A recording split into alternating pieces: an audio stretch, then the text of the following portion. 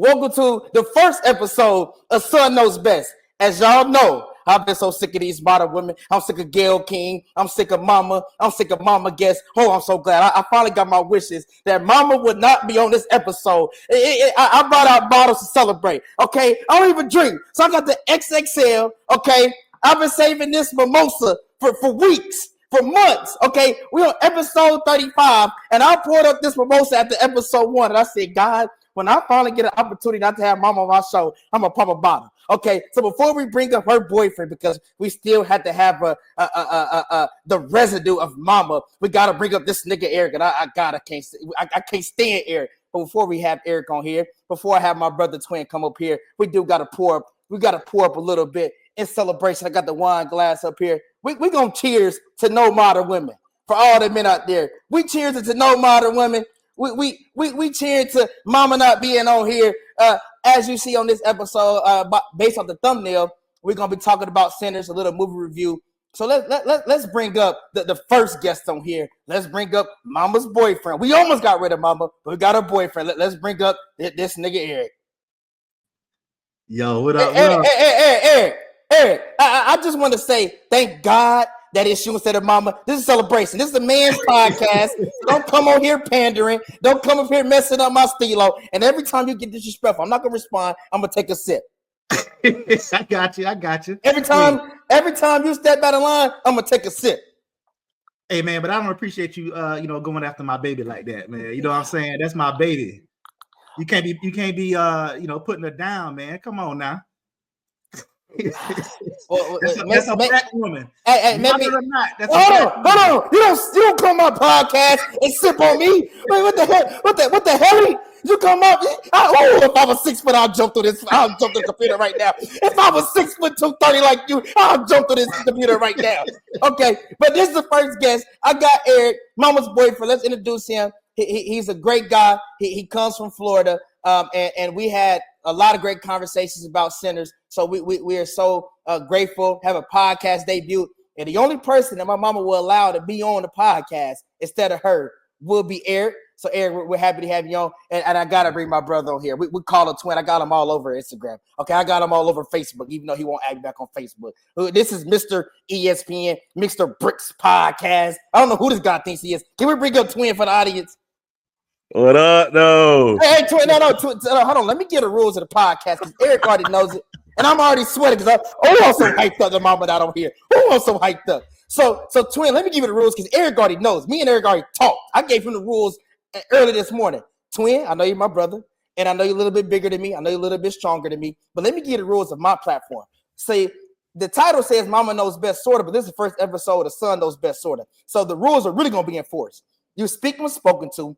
You can't interrupt me. Now, if you want to interrupt that nigga in the red, interrupt him. But when I'm talking, you don't interrupt me, okay? I don't want you coming here being long-winded. This is about me today. I don't got to compete with Mama. I'm not going to compete with you. Do you understand the rules of the podcast? C-Mac knows best. This is that's all we need to know. Okay, C-Mac knows best. It's crazy. Hey, but let's shout out the Bricks Podcast, man. Their platform is fire, bro. Their content is good. It's been a couple times I done woken up later, went viral or some things. So this is my brother. We happy to have him on. But let's finally get into episode. People want to hear about. Everyone's been talking about this movie, the Sinners movie. It's been phenomenal. A lot of different storylines. This is the first. We may do 2 episodes, but the first episode of us kind of breaking it down or whatever. But Eric, I kind of want to kick it to you because we did have a conversation off camera about this 5 or 6 times already. Mm-hmm. What was your biggest takeaway from the movie Sinners? So my biggest takeaway was the fact how Ryan Coogler integrated how white supremacy, particularly cultural appropriation, how they influence the black people in the juke joint. Like, so the juke joint was our safe space, right? And they tried to come in and enter, and their biggest thing was they wanted to take our gift. They wanted to take Sammy's gift. And if that's not cultural appropriation, I don't know what is. They want to take our fashion. They want to take the way we talk, our swag, anything artistic that we do, they want to take. And my biggest takeaway was that, hey, did we really benefit from integration? Did we really benefit if we would have stayed separate for a while and fixed ourselves and got ourselves, set up straight? And let me tell you another thing. They kind of hipped you to it when they mentioned Mount Bayou in Mississippi, an all-black town, totally separate from white society, was thriving. So that's my biggest takeaway. How, come on, son, you come on now. You gotta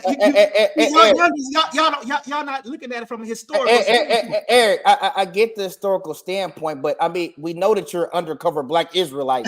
Can you not come on my platform? Can you not come on my platform and start with your Black Israelite propaganda? Hey. Okay, so let me. I was gonna let Twin go, but I had to push back on. I had to push back on that point before I let Twin go.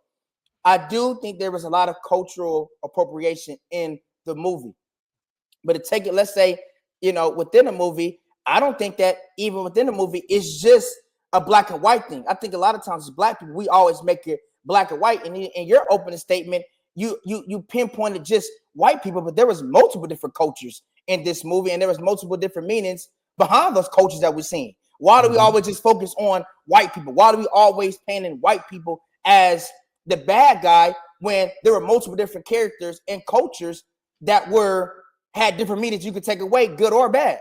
So I'm not particularly going to say white people. I'm just going to say white supremacy. White supremacy is a concept. That's fair. It's a concept. It's not necessarily a person or a people. But yeah, again, speaking about the movie, white supremacy was portrayed by white vampires. So let's just keep it straight like that. So that's why I come at it from that standpoint. I just can't. There's no way to get around it. Like, white supremacy is rampant, and that's what that's the biggest takeaway from me. Twin, what is your biggest takeaway from the movie Sinners? So Eric, I think you made a good point. I feel like there are two takeaways from this movie, and this is what makes it so amazing. You have Eric's perspective. Hold on. I said, what was your biggest takeaway? Hold on. Let me get to it. I'll let you talk. I ain't cut you off. My bad. I'm quiet. Let me sit. All back, big bro. My bad. So you got Eric's perspective and what you can take away from it. But I feel like my perspective is the biggest perspective that we've seen in the movie. It's in the title, Sinners. How the devil can work in ways that you might not always see, man. And I feel like you said, Eric, it was a lot of white supremacy there and stuff. But these, vampires were possessed by the devil. Like that's vampires are possessed. It's a demonic presence. And you see online people talking about, oh, this movie's so demonic, whatever, XYZ. But you're missing the message that comes from these said demonic presence. So like we see in the beginning of the movie, little Sammy, church boy, raised right. He's doing everything right. Got a God-given talent to play music. His pops is trying to keep him involved in the church. As we see a lot of Black folks, we raised in the church, you know what I'm saying? We know when things go south, that's what we deeply rooted in. But we have these outside forces. Sometimes we want to mess around and dance with the devil and go out and party and have fun and be with influences that we know may not be the best influence, despite what mom and dad might say. And we saw Sammy kind of go indulge in that. And there was two powerful things I took away from it. One was right before he left, when his pops told him, dancing with the devil, you know what I'm saying? He might just follow you back home. Yep. And the second takeaway, me and C-Mac was talking about, once, spoiler alert for all those who haven't seen it, once we finally get to the end of the movie, the vampire, the lead vampire got Sammy, clawed his face, all this stuff. Sammy reverted to his spiritual instincts by reciting the Lord's Prayer. And that little demon thing was sitting there reciting it with him. So I feel like the thing that I took away from it is like the devil is busy at work. He knows your talents. He knows the things that you're passionate about. He knows the people you're around. And more than anything, he knows the word of God just as much as you. So similar to how we saw in the movie with these vampires and stuff, where you had to let them in, you had to invite them into the building. You have to invite the devil into your life to let him control you. So I feel like, man, I think it's so much symbolism in this, man. Ryan Coogler did an amazing job. Amazing job. And we should have started with that. And I love everything that you guys said. We got to shout out Ryan Coogler, a Black director, betting on himself. If you don't know his deal, go do your research on that. Michael B. Jordan what he did in this. I mean, Ron Coogler and that duo has been on fire for the last decade plus, right? And so, man, just shout out to those. We should start off the episode shouting those guys out, and the rest of the cast. But no, I agree. I think I would just add in. I know Eric was talking about the appropriation of different cultures, right? Twin, you're talking about, as far as just, the symbolism and your two biggest takeaways. The only thing I would add is, the biggest thing I took away, because when I watch things like that, things that capture my attention, right? Not everything that I experience or I do in life captures my attention. This movie captured my attention like the first minute and a half, right? And so when I'm so locked into certain things, I tend to personalize it, right? Yeah. Personalize what I'm seeing. How does that apply to my life? And I think that, the influence, right, was all over the place. Sammy's father to him, how he tried to have positive influence, the negative influence that Smoking Stack had on Sammy. Sammy having the real influence is why, Remy, the devil or the vampire, came and wanted him. And so I think that was just like, man, like I took away, it's like, okay, God has given me gifts to be special. Jaylen gets to be special. Eric gets to be special.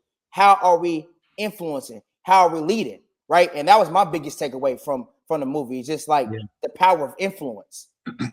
And I just want to add to your point there. I love what you said. All of our gifts, we all have special gifts, special talents.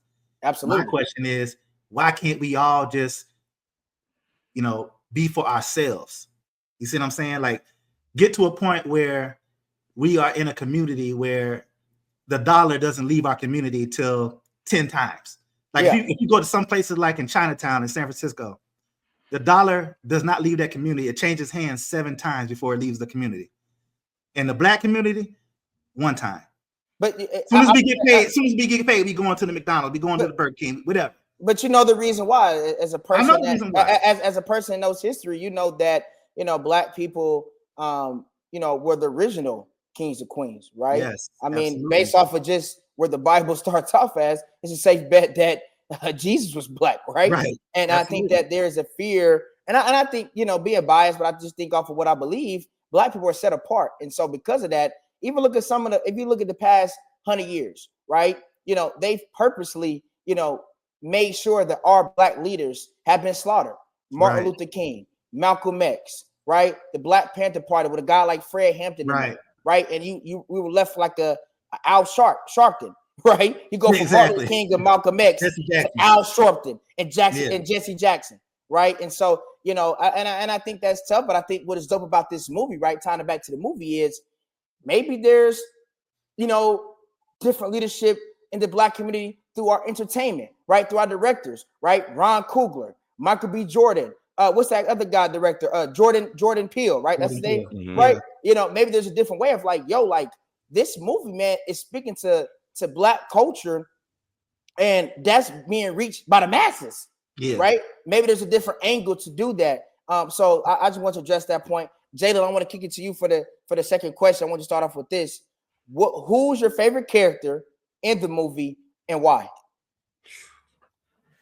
It's a really hard question, bro, because once you like kind of look through the character list again, it ain't that many like standout characters for real. So I don't want to sound basic, but between Smoke and Stack, I really rock with Stack a little bit more. I think Smoke is a great character too, but I think Stack is a little bit more relatable in the sense of how a lot of us as Black young men try to move and live, man. Like, fly guy trying to get the ladies, funny, charismatic personality, but also behind closed doors, he's going through his own thing, even with his lady, who happened to be the white lady who's trying to, hide off.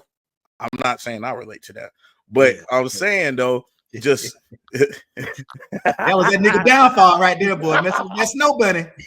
But I think the reason why I liked him so much. Snow Bunny. Let me wipe my forehead. Go ahead, Smoking Stack. Like I said, Aaron, stop sipping on me. But the reason why I rock with him so hard, bro, is like he was the one who ended up getting bit. And one thing that I peeped was out of all of the other vampires that got bit, for some reason he was able to still keep his conscience in a sense. Like everybody else was even okay. Prime example, when Stack had put the stabbed his wife to kill her so she could go to the afterlife. He was one of the only ones to actually like feel that and be like, why? Like if you go back and see the movie, he's the only one screaming out like, why? So I think the battle between fighting with your own emotions, going into the afterlife, he's still fighting his own emotions, still fighting against like what me and C-Mac talked about, his brother, which can be symbolic for just fighting against yourself and your own trauma and your own issues, that toxic masculinity. I think just between those two, he was the more relatable one, but that's hard, bro. That's definitely hard. I love what you said. I'm gonna let Eric get in after this. I love what you said about, because the movie, it was so many layers, right? The movie was so layered to where, you look back and you think it's like, 15, 20 characters, and then you pull up the cast and it's like, oh, it's like 5 or 6 main characters. So I thought that's dope. There's like, it was so much substance that these characters, each one was so important. So I like your opening statement when you said it was like it's so much. It's like it's just hard to choose. It's like it's not that much characters. But Eric, I'm gonna let you kind of either rather respond to Jaylen or introduce your favorite character. Nah, man. So right off the bat, dog, Smoke was my nigga, and the main reason. I mean, how often do you get to see a black man, kill some racist redneck crackers at the end of the movie? Like, come on, dog. Like, really? So, I mean, that's my like, what do you call it? Like the love answer. Like, I love seeing that. You see what I'm saying? Like, think about it intellectually, though. He was the one who had the relationship with that beautiful black woman, right? She poured into him. I remember in the one scene, he said, "You don't know what I've seen. I've been through all these wars. I've been all over the world. I done killed men. I've had blood on my hands." He said, "Nigga, how you think you got home? I was praying for you." Yeah. You see what I'm saying? That was dope right there. Like that, if that don't sum up like the black community, how we should be with our black women, I don't know what else, what else you can say. But she gave him that little thing that he wore around his neck to protect him. And to be totally honest with you, she was the hero in the movie. She's the one that taught everybody, hey, these are vampires. This is how you kill them. We got to eat this garlic. You got to, make these steaks and put it through their heart. So she was the actual hero in the movie. Okay. And the fact that Smoke chose her and they had that connection, like that was dope to see on screen. And, also Smoke now, the cons about Smoke is that, he was greedy. Okay. Now the man was all about money. And I think that's kind of like a reflection of his name, Smoke, because he was kind of like, he couldn't see all the way. You know what I mean? He was blinded a little bit by greed. And so the fact that he, when he went to the store and he parked his truck and he had that young lady watch his truck, he put her on game.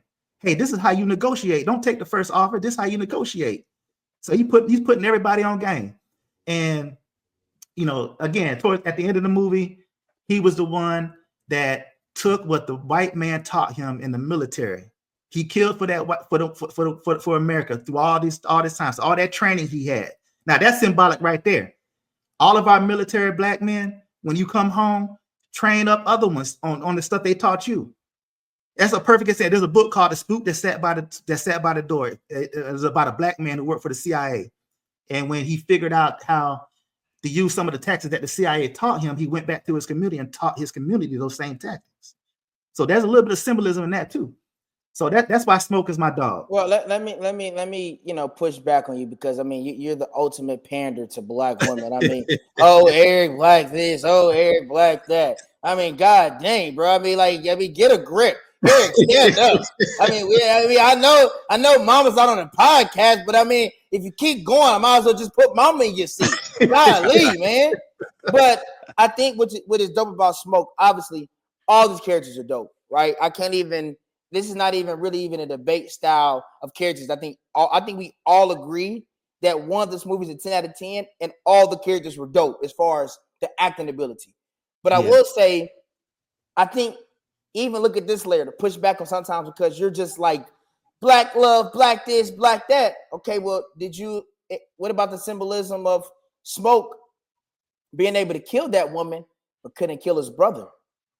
Right? What does that say about him? Right? As a man, you were able to kill the mother. You were able to kill the mother of your child, but you weren't able to kill your brother. Interesting nugget, you know. And I would say too, right? If he's so pro-black or pro-black woman that you're trying to say from the movie, why did he? After, I'm assuming that the child had died maybe early, maybe it was stillbirth. I don't know, because I feel like they showed a visual of like her holding the child, right? She was breastfeeding the kid, so obviously it died of young age, right? So you've been with this woman for a number of years, right? We're assuming you had a newborn. It died as a small child, right? But in the movie, we know you coming back from Chicago working with Al Capone hustling. So you left that good woman. You had that woman that was holding down the fort, that was covering you spiritually, and you left. And so I can't let you come up here and be like, well, yeah, Smoke was black love and black that, but really, he's one of the main issues on why the black community is not succeeding. Absolutely, and you hit it right on the head. And that's a dichotomy that's a struggle we go through as black people. You know, do we want to chase the money? Do we want to, you know, get out of our comfort zone and be like, hey, I want something more. I don't want to just sit back and be with this woman. I want to go to Chicago. I want to get money. I want to get paid. So that's the struggle we have. And he's not perfect. I didn't say he was a perfect dude. But what I do know is that he returned to what felt good and what felt natural to him. But hold on, he returned. I'm gonna let Jaylen get in here too. He returned to cause destruction. He returned. No, yes, he did. Eric, how can you not say that? What are you talking about? When he returned and came to the community and they bought the juke joint, that was all of his doing. That was their vision, Smoke and Stack's vision, to come home, get the juke joint, have everyone come there, bring Sammy to the juke joint, and most people lost their lives or became vampires. When he came home, he disrupted, even though the woman missed him, for sure. I'm not saying that. I wanted to be with him. But when he came back, he created destruction. There's nothing that Smoke or Stack, let's focus on Smoke because that's your favorite character. What good does Smoke bring to his community? What good does Smoke bring that you can pinpoint within the entire movie? What are you talking about, Eric? So his idea, the idea was to create a safe space for black people. That's why he and Stack bought the juke joint. This is a safe space for us. It's symbolic. It's the same thing how when we migrated to up north, we built communities in Chicago, Detroit, Tulsa, Oklahoma. Tulsa, Oklahoma is a perfect example. Absolutely. Thriving black community. What happens? White people come in and burn it down. So it's not a consequence of us wanting to do better. Well, actually, it is a consequence of us wanting to do better. And the white man won't let us. So had those vampires, okay, so check this out. Had Mary not been allowed into the goddamn juke joint, I'm gonna let Jaylen get in here and talk about the Smoke. I want to hear your voice, brother. Come on. So I ain't gonna lie. I definitely see Eric's point. I don't think. Okay, so I think one of the big points that we missed here was the symbolism of money. At the end of the movie, before Smoke killed the last KKK member, he said, "I'll give you everything. I'll give you all the money I got." Now, pause right there. Let's rewind back to the beginning of the movie. Smoke was talking to, it was either Smoke or Stack, but they were talking about how money equals power in his life, especially at that point, which I believe was dated in the 1950s. Money equals power, 1930s. Yeah, still the Appreciate same thing. This stat check on that. But for a black man, you dang right. Money equals power. So I think. But no. Hold on. You're wrong. Hold on, twin. No. But let me. This is where I'm getting to you on your point with this. With Smoke and Stack leaving, the goal is to get money. The end of the movie showed us that money does not equal power when you can have spiritual freedom. Exactly. And that's the biggest thing that you could ever ask for. So do I think he came to cause destruction? No, I agree with Eric. I think he was coming back to show I'm showing these niggas, man, we them niggas. We came back. Right. We got money. We killed white folks. We bossing up on y'all, and we turning the club up, and we got a juke joint. You know what I'm saying? To Eric's point, white folks coming in, they heard, this is so symbolic. They heard Sammy's music and guitar from miles away. Mhm. They said they walked. They said it was from North Carolina. That's my parts. Like, you feel me? So they, like you said, Eric, the symbolic messages of white appropriation, music in the black culture is such a huge thing. They like, man, we just want to come listen to y'all music. We just gonna go, man, hell no. But you hit it right on the money. The chase of money didn't represent freedom; it represented enslavement. That's what it was. They were never free, right? Course. And there were different scenes where they were, driving past the slaves, sharecroppers, depending on how you want to describe it. Because in 1932, slavery is supposed to end, but we know that slavery had not really ended in the South, right? And you would think that Smoke and Stack and Sammy at that moment in time had a moment of freedom, but they were more enslaved because they were enslaved to their own mind, right? And so for me, again, Smoke and Stack pulled away Sammy from his foundation, the foundation of his father, the foundation from his family, and the foundation from the word. And so that's what I mean by destruction. There was nothing that he bought the juke joint, but he bought the juke joint with drug money, right? And so it's not like he was, working as a, working somewhere. He saved up, and it was through hard work. It was like, man, it was dirty money. You know what I'm saying? And that was talked about in subliminals in the movie. But I would say this to keep the conversation moving. My favorite character was Mary, because well, Eric, I need you to. I'm gonna go ahead and drink. Yeah. Well, you go ahead and sip. You sip, nigga. You sip, nigga. You sip, nigga. I'm gonna say Mary because of the symbolism I took away from it. A man is supposed to lead. A man should never be a follower. When Mary was put into a leadership position, destruction came for everyone. And how she got to the man was to Stack was a lack of self-discipline, lust, right? And really adultery. Absolutely. And so the lesson of her character, along with the other black woman that was married, because Eric won't bring her up because he refuses to say anything about black women. Hey, the black woman didn't bite nobody. That's all I'm saying. Sammy said that thing tasted like peaches. I'm gonna say but she didn't bite nobody. Yeah, all I'm saying is I just think that Mary's character was a great warning of like, yo, this is a man should be a leader. And when you get off of that, and when you let someone, man or woman, trick you off your spot, destruction will follow. Absolutely. That's a great point. Yeah. That's like, just to follow up on that real quick, that's a great point, bro, because like, Stack's approach to her was definitely cold-shouldered. But another reason why I said Stack was one of my favorite characters is because out of all of those people in there, out of all of that small group of main characters, we all saw what their temptation was. We saw with Sammy, it was music. We saw with Smoke, it was money. And we see with Stack is lust. So the minute, she come up to him, say that little crazy, you can beat all these other people up, but you can't beat this up. Like, ooh, when he folded immediately, like, I'm gonna fold too. So it's like, it showed you how quick, you know what I'm saying? He's going from, I don't care that I missed your mother's funeral to let me go right get there. That. Let me go get that. Yeah, let me go get that. And then he got bit. Trying to go get it, he got bit. And that's what happened to us, man. We try to go get it. We stand on business. We try to follow it. And we get bit. No, let's be specific though. We do lose a bit of ourselves when we go outside to the snow bunnies. I'm sorry. I just meant women. There's no way in hell. It's women. There's no way in hell that. But there's so let me give you an example. And she was mixed. With Samson, hold on.